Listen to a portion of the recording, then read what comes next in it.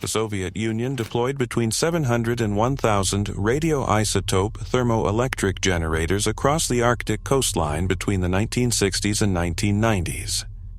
The official justification: autonomous power for remote navigation lights and weather stations in locations too distant from any grid for any other solution. The justification is coherent.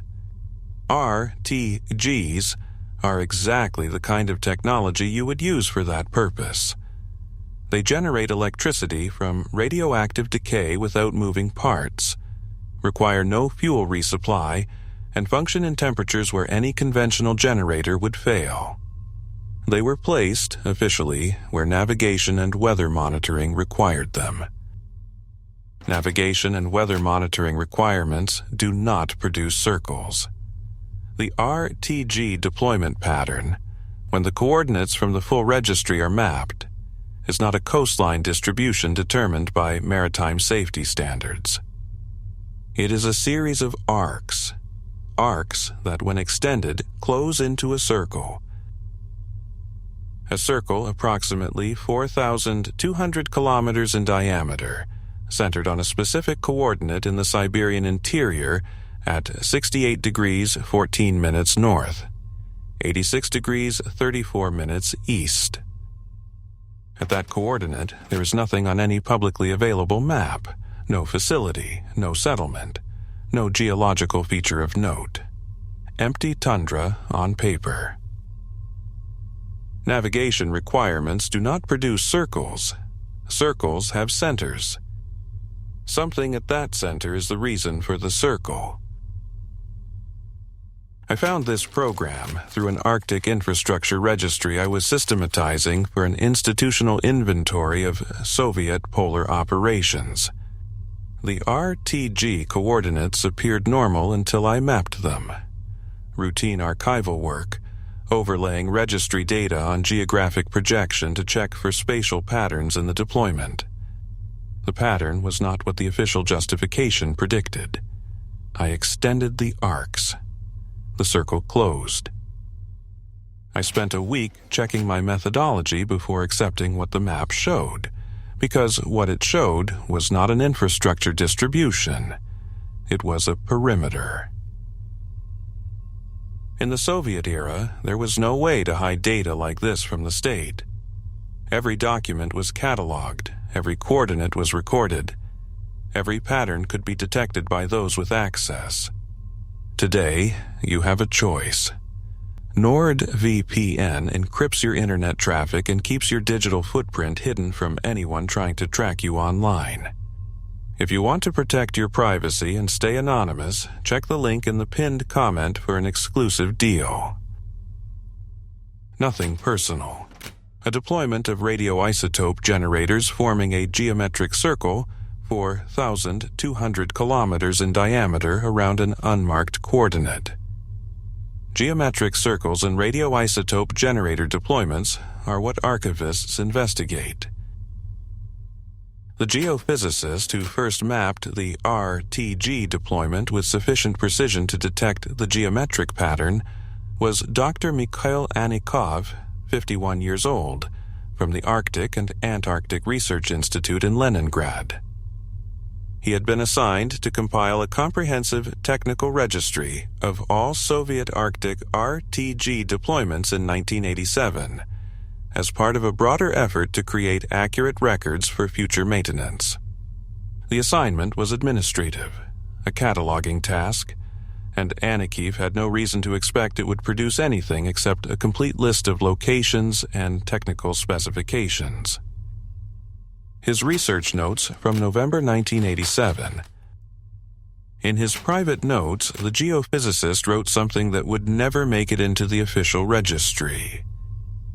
I want to document the geometric finding before it disappears into the technical registry as a footnote, because the finding does not belong in a technical registry. It belongs in a completely different kind of document, and I do not know what kind of document that is, so I'm writing it here. I have now mapped 847 confirmed RTG deployment coordinates from the records available to me. The distribution is not consistent with any functional justification I can construct.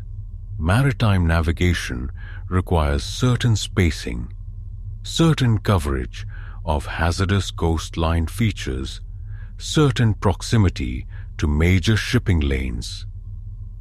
The actual deployment pattern correlates with none of these requirements at better than chance level. What it correlates with, at a level that is not chance, is a circle. I have fitted a circle to the deployment points using standard geometric regression. The fit is better than any functional maritime distribution I could construct. The residuals, the deviations of individual deployment points from the ideal circle, are smaller than the uncertainty in the coordinate records themselves. The deployment fits a circle with a precision that implies the circle was the design criterion. I have identified the center of the fitted circle, 68 degrees 14 minutes north, 86 degrees 34 minutes east. I have looked at what is there.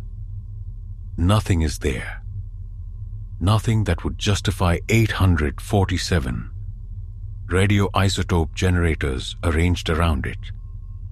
I am going to file this as a geometric anomaly in the technical registry, and I'm going to make a separate record of it here, because geometric anomalies in Arctic infrastructure, registries that fit circles to a precision better than coordinate measurement, uncertainty, deserve a separate record.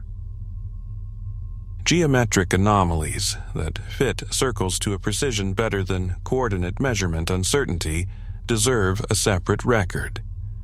A geophysicist who understood the significance of his own finding without being able to place it in any framework he had available, documenting it privately before the administrative context absorbed it.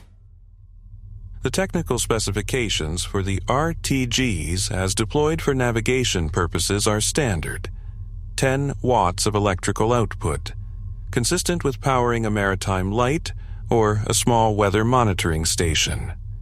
These specifications are what appears in the public technical literature on Soviet Arctic RTGs. The System North program file, classified separately from the infrastructure registry, accessible through a cross-reference that Anikeev's technical registry inadvertently created, lists the RTGs not as navigation equipment, but as base nodes of an electromagnetic perimeter. Each unit had 2 output specifications: 10 watts visible output and 340 watts of directed electromagnetic output at a frequency determined by each node's position in the overall system geometry. 340 watts of directed electromagnetic output per node pointed inward toward the circle's center, operating continuously for as long as the RTG's radioactive fuel produced power. The navigation lights were real. They powered the lights with 10 watts and used the remaining 340 watts for something else. The indigenous knowledge of what the perimeter contains predates the Soviet program by an unknowable interval. Osokin's 1993 assessment references 47 informants from 3 communities. The program file contains summaries of the ethnographic research conducted in 1971, when the System North program was formalizing its documentation of what the perimeter was designed to manage. The ethnographic team interviewed elders in communities that had lived within the perimeter's boundaries for generations. The oral traditions they collected were consistent across communities that had had no contact with each other. Large forms, moving in storms, oriented toward the edge of the world, toward the boundary of the known. The elder informants described the storms as the object's element, the conditions under which they moved, in which their movement was possible, in which they sought the boundary. Communities inside the perimeter had, across generations, developed practices for storm periods. Stay inside, do not go out alone, wait for the wind to drop before moving across open ground. The practices were not codified as rules. They were simply understood, as any survival knowledge is understood in communities that live with what they live with. The 1971 ethnographic team documented the practices and the oral traditions and filed the documentation with the program office. The program file notes that the indigenous knowledge was consistent with the program's operational parameters. The objects moved in storm conditions. They moved toward the perimeter boundary, and remaining inside structures during storm periods reduced contact probability. The communities inside the perimeter had known this for centuries. The perimeter formalizes what they already knew to navigate. The polar researcher who documented what the perimeter was containing was Dr. Vadim Osokin, 60 years old, from the Siberian branch of the Russian Academy of Sciences, who had spent 30 years conducting field research across the region within and near the System North perimeter. His assessment report, filed as part of an internal review of perimeter integrity in 1993, 2 years after the Soviet Union's collapse, began degrading the maintenance infrastructure.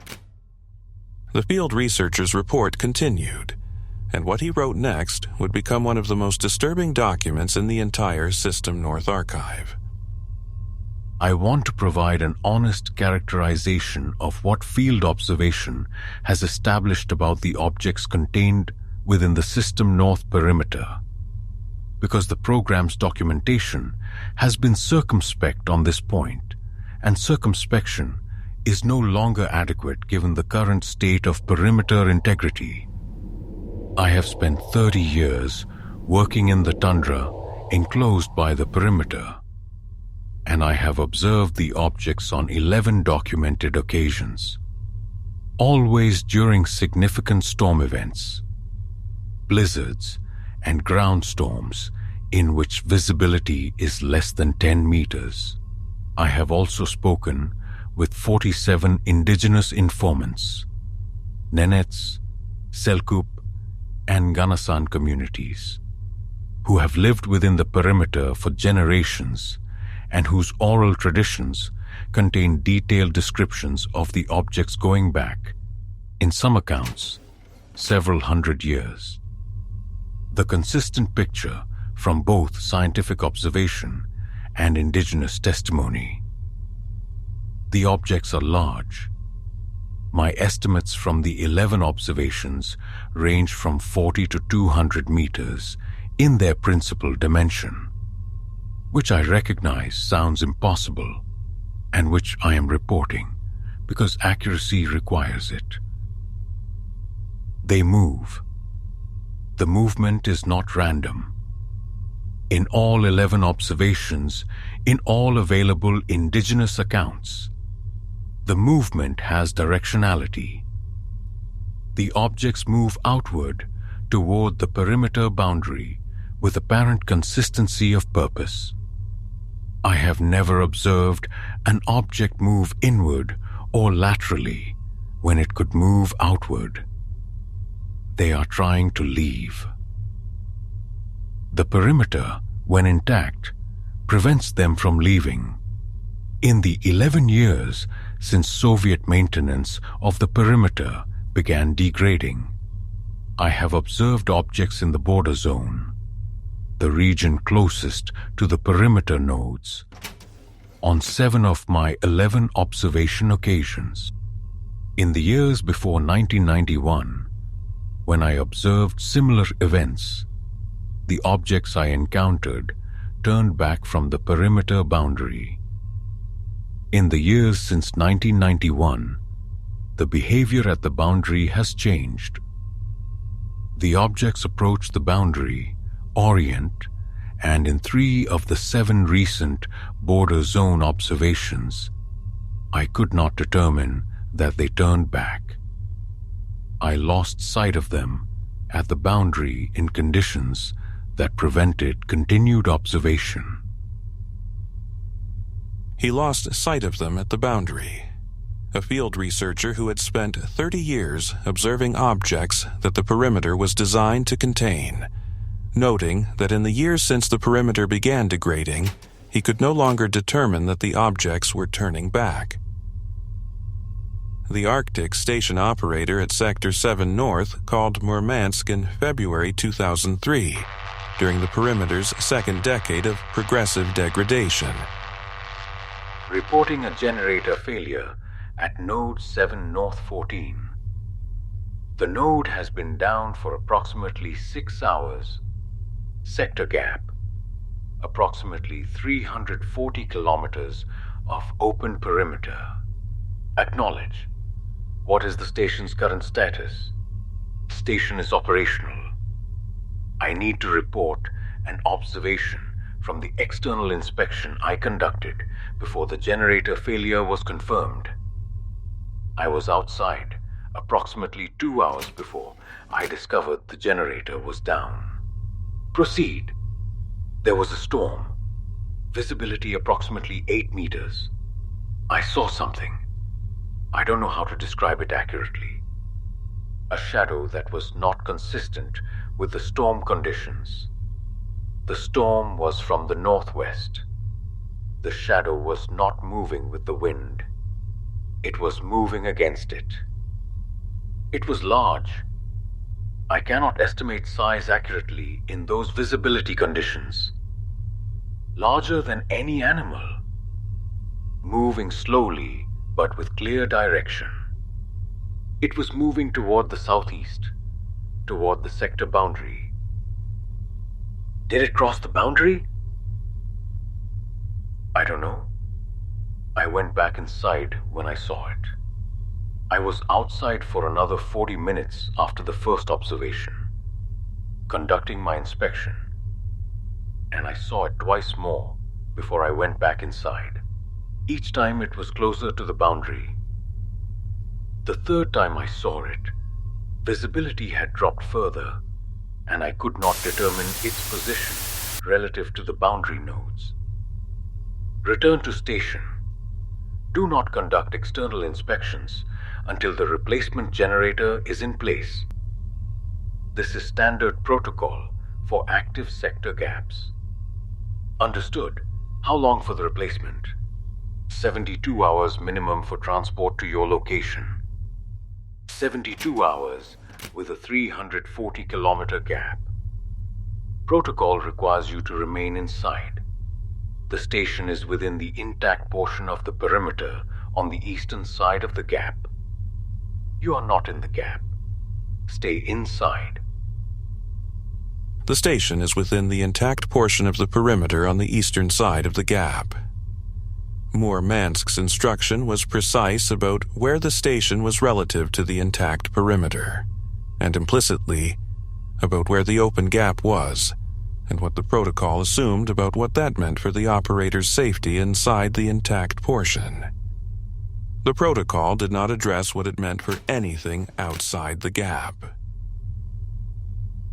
Here's the first contradiction. The official technical justification for the RTG deployment, as filed in the infrastructure registry, attributes placement decisions to maritime navigation requirements and weather monitoring needs. The justification is detailed, internally consistent, and references specific shipping lane coverage calculations and coastline feature hazard assessments. It is the kind of documentation that a legitimate maritime safety program produces. The geometric analysis of the actual coordinates shows a circle fit with residuals smaller than the coordinate measurement uncertainty, a distribution that is more geometrically precise than the coordinate data itself could have produced by coincidence. A distribution that was designed to fit a circle by people who knew they were designing a perimeter and placed the nodes accordingly. The official justification and the geometric reality describe the same coordinates from incompatible frameworks, one that places the generators where maritime safety requires them, and one that places them where a 4,200-kilometer circle requires them. Here is the second contradiction.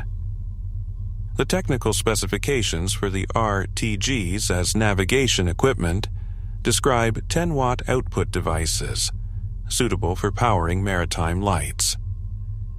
The System North program file specifies the same devices as perimeter nodes with 340-watt directed electromagnetic output in addition to the 10-watt navigation output. A navigation light requires 10 watts. A perimeter node requires 350. The 10-watt specification is accurate for one function. The 350-watt total is the actual power consumption of each device. The difference between the official specification and the program specification is 340 watts per node, multiplied by however many nodes were operational, directed continuously inward toward the circle's center. Here is the third contradiction, the document that should not exist. The Registry of RTG Failures from 1990 to 2010 documents approximately 400 devices that ceased operation during the period. A combination of natural decay of fuel cells and theft by scrap metal foragers who found the casing material valuable. The registry attributes failures to these two causes and notes their distribution across the deployment as consistent with the overall degradation of an aging infrastructure. The System North operational journal for the same period maps each failure as a gap in the perimeter at a specific sector and azimuth. The journal cross-references each gap with the incident registry for Arctic research stations in the corresponding sector. The correlation: 23 documented failures in specific sectors. 23 documented observations of anomalous objects in those sectors during or shortly after the failure periods.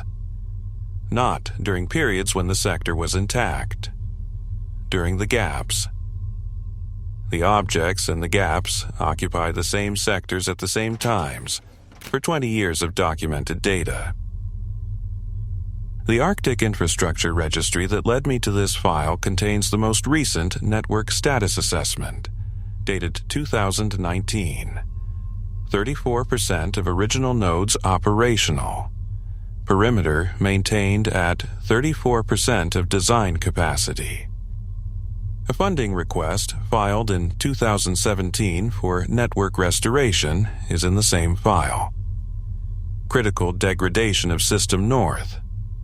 Current perimeter effectiveness insufficient for full containment. The funding request was denied on budgetary grounds. I searched for data on what happens in the region as the perimeter degrades. I found it in the Russian medical and administrative registries for Arctic communities. A pattern of missing persons reports from Nenets, Selkup, and Nganasan communities. Reindeer herders and hunters who disappeared in blizzard conditions, geographically correlated with sectors where the perimeter nodes have failed. Officially, exposure and disorientation in storm conditions, the standard cause assigned to Arctic disappearances. I mapped the disappearances against the perimeter degradation map. The correlation is 87%. Missing persons cases cluster in sectors with less than 40% of nodes operational. In sectors with more than 60% of nodes operational, across the same 20-year period, missing persons cases in blizzard conditions are essentially absent. The perimeter is not just a barrier against the objects leaving. The perimeter is what prevents the objects from approaching the people who live inside it. As the perimeter degrades, the approach zone expands. The people inside the degraded sectors disappear in the weather, in conditions where the people inside the intact sectors do not. I'm going to close this file. I'm going to note the Arctic Infrastructure Registry cross-reference as reviewed. I am going to log my access. I thought the RTGs were the infrastructure, and the perimeter was the purpose. That the generators were tools placed to serve a containment function, placed by people who understood what they were containing. I was wrong about the sequence. Osawkin's indigenous informants described the objects going back several hundred years, long before the RTG deployment, long before any Soviet Arctic program. The perimeter, in some form, is older than the Soviet infrastructure that maintains it. The RTGs were placed where they were placed because something about that circle was already significant, and the RTGs were reinforcing a boundary that had existed before them, adding electromagnetic power to a geometry that was already there. The funding request to restore the network was denied in 2017. The perimeter is at 34% capacity. The objects that Osawkin observed turning back from the perimeter in the years before 1991 were, in 3 of his 7 most recent observations, not clearly turning back. The circle is 4,200 kilometers across. Its center is at 68 degrees 14 minutes north, 86 degrees 34 minutes east in empty tundra on paper. Anikeev's geometric regression showed that the deployment fits the circle to a precision better than the coordinate data itself. The nodes are positioned more precisely than the coordinate measurement system can record. Someone placed them with reference to the circle's geometry, rather than with reference to the coordinates recorded in the infrastructure registry. The circle was the specification. The coordinates followed from it.